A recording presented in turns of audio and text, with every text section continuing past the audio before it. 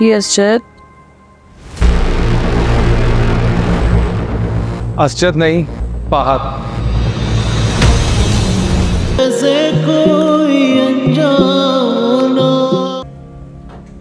Yes, excuse me ma'am, आप बगैर इजाज़त के अंदर नहीं आ सकती। I call you back. हाँ, मेरे भाई का ऑफिस है ये, यहाँ आने से मुझे कोई रोक नहीं सकता, समझे?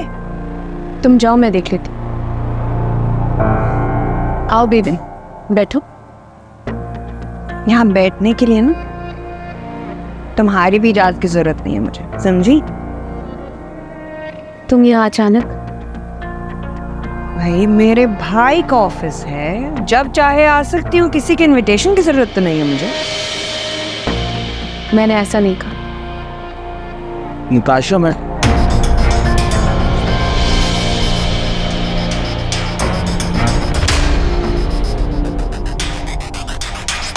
बेबी, क्या हुआ?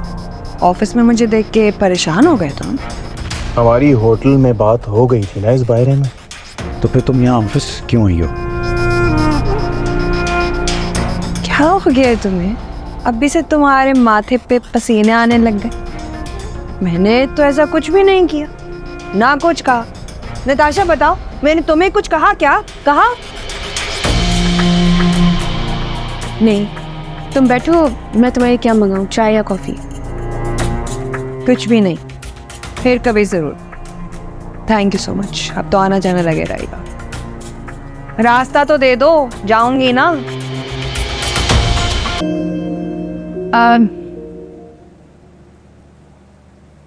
अरे मारिया आई है, हमारे लिए सूप बना कर ले आई है। हैं? अभी तो आप कह रही थी उसे बुखार है, अब सूप लेकर आ गई आपके लिए? बड़ी तेज है भाई। मियाँ के सामने बीमारी का दिखावा करके सास को मुट्ठी में करने के लिए शेफ का बना हुआ सूप नहीं लाएगी तो नजरों में कैसे चढ़ेगी? अब हम बाद में तुमसे बात करते हैं, हमारा सूप ठंडा हो रहा है, हम सूप पी लें। खुदा हाफिज।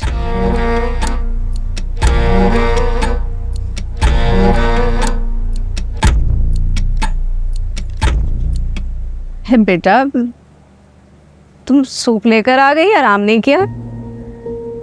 नहीं, मैं ठीक हूँ मम्मी। अब आप देखें, घर की सारी जिम्मेदारियां भी तो मुझे देखनी है ना। तुमने कुछ खाया तो हो गई मारिया। तुमने कुछ नहीं खाया और हमारे लिए सूप बना कर ले आई। अरे असजद हमें कह कर गए थे कि तुम्हें नाश्ता करा दें। चलो जाओ, जाकर नाश्ता कर लो, कुछ खाओ पियो।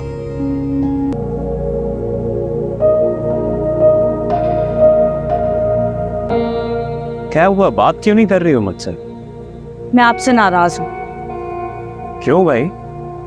मैंने क्या किया है? जब आपको याद ही नहीं है तो बहस करने का क्या फायदा? जब वाकई में नहीं याद, मुझे बता दो ना प्लीज। आपकी लाइफ में ना मेरी कोई वैल्यू ही नहीं है, वरना आपको याद होता कि आपने मुझसे डॉक्टर के पास चलने का प्रॉमिस किया था। सो सॉरी, मैं भूल गया।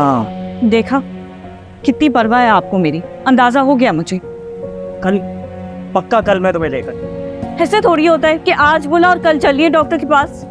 पूरे 2 हफ्ते पहले अपॉइंटमेंट लेना पड़ता है, फिर जाना होता है। अब ले लो ना। मैं तुम्हें इस बार जरूर लेकर जाऊंगा, प्रॉमिस। देख लें, अब आपने फिर से प्रॉमिस किया है। इस बार गड़बड़ हुई ना तो मैं नाराज हो जाऊंगी और मैं अम्मी के घर चली जाऊंगी। अम्मी के घर नाराज होकर जाने की क्या जरूरत है? अच्छे मूड के साथ जाएंगे। और अम्मी के घर जाने का इतना दिल कर रहा है तो आज ही चलते हैं।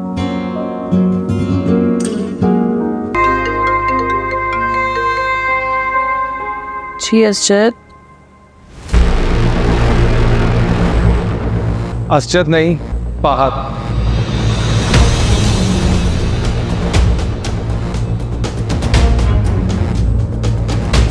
इसने मुझे कैसे कॉल किया? सही है।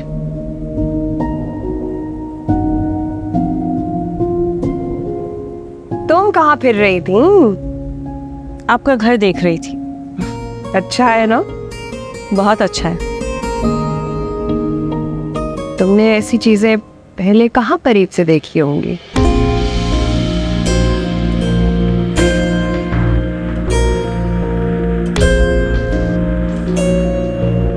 वैसे आप लोग बिना बताए ही आ गए।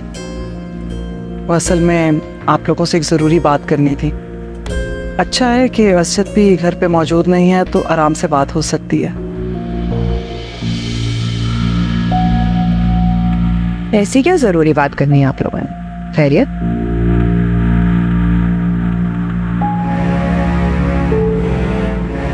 देखिए, हम लोगों ने आपसे कुछ नहीं छुपाया, सारी सच्चाई बताकर ही मारिया का रिश्ता आप लोगों को दिया था।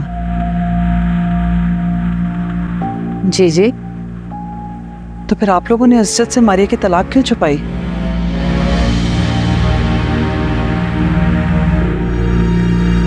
भाई छुपा ली तो ऐसा कौन सा गुनाह कर दिया?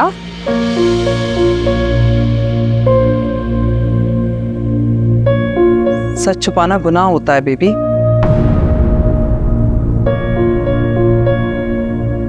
देखें, अगर हम लोगों ने आपको धोखा देना होता तो आप लोगों को कुछ भी ना बताते। अगर हमने अपने हिस्से की सच्चाई आप लोगों के सामने रखी थी तो आपका भी फर्ज बनता था कि असद को एतमाद में लेकर ये रिश्ता करते हैं। तो मसला क्या है? ऐश तो कर रही है आपकी बच्ची।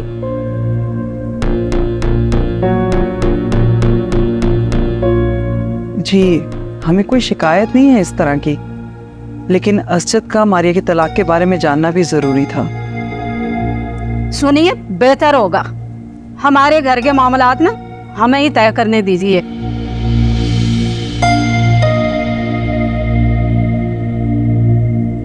और असद के मिजाज से सबसे अच्छी तरह हम ही वाकिफ। अगर आपको आपकी बसी बसाई बेटी हमारे घर में बुरी लग रही है तो खुशी से बताएं आप लोग असद को, फिर से तलाक दिलवा कर बिठा लें अपने घर पे।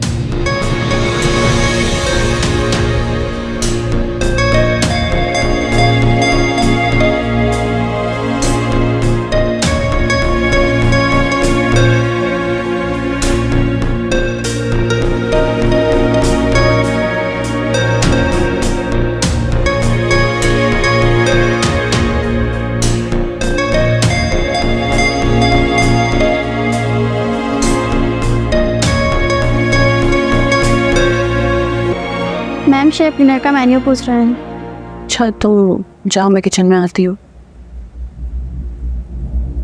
2 दिन में इस घर के मुलाजिमों की आदतें ही बदल गई हैं। मुझसे पूछने के बजाय घर आई नई दुल्हन से मेन्यू पूछे जा रहे हैं। आपके गैर मौजूदगी में मैम ही सब देख रही थी। देख रही थी? अब मैं आ गई हूँ, सब कुछ वैसा ही चलेगा जैसा चल रहा था पहले। शेफ को जाके बोल दो जो भी पूछना है मेरे कमरे में इंटरकॉम करे। जी।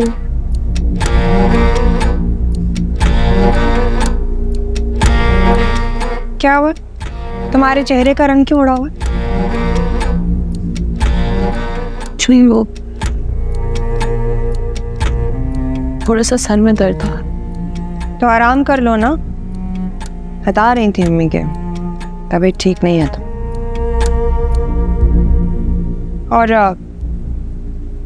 कोशिश करो कि तुम्हारे मैके वाले ना तुम्हारे वकील बन के यहाँ ना आए। अब देखो ना, असद को तो मालूम ही नहीं कि क्या कुछ हुआ है तुम्हारे साथ। मालूम हो गया तो जानती हो ना क्या हो सकता है तुम्हारे साथ। समझाओ ना अपनी मम्मी को, बिना वजह तुम्हारा घर ना खराब।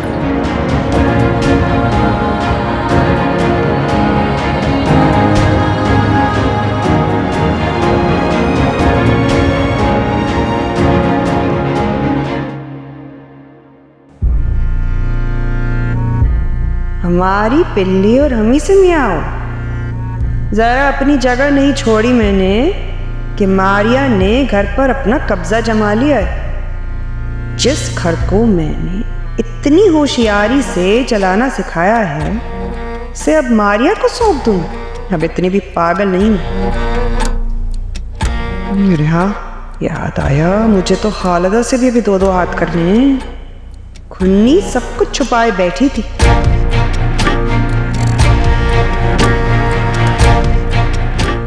उसका तो कॉल करूँ नहीं सर।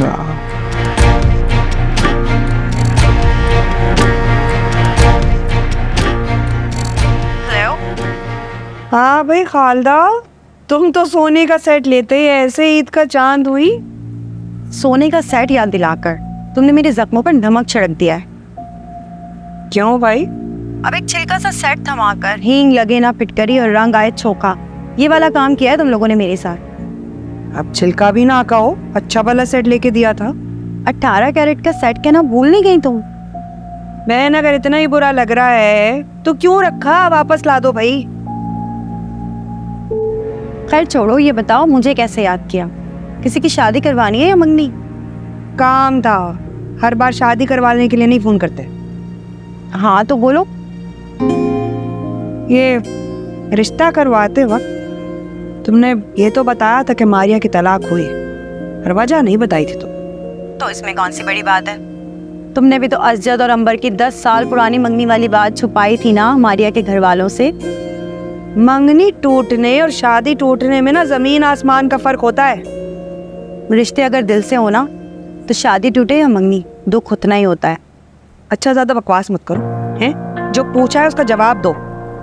खैर से अब मारिया तुम्हारे घर में रहती है तो खुद जाके पूछ लो उससे। अगर उसी से पूछना होता तो तुम्हारी बकबक सुनने के लिए क्यों फोन करती मैं? अच्छा मुझे ज्यादा कुछ तो नहीं पता, लेकिन मैंने सुना है कि किसी लड़के का मामला था, इसलिए खड़े खड़े मुंह पे तलाक मिल गई थी उसे। है? लड़के का मामला? ऐसे मिलते हमको जैसे कोई